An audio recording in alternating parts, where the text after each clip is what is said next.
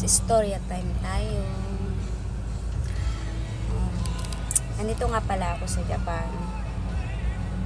Ngayon, sa Hiroshima. At may asawa akong Japanese. At ngayon, sinamahan ko siya sa kanyang check-up. Kasi every month, nagpapa-check up siya. Kasi nga, may edad na siya.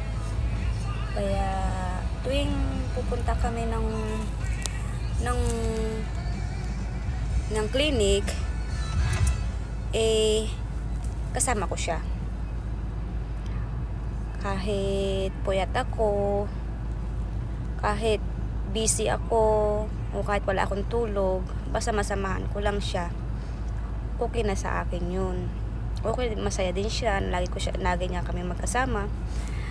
Sa ngayon, 6 years na kaming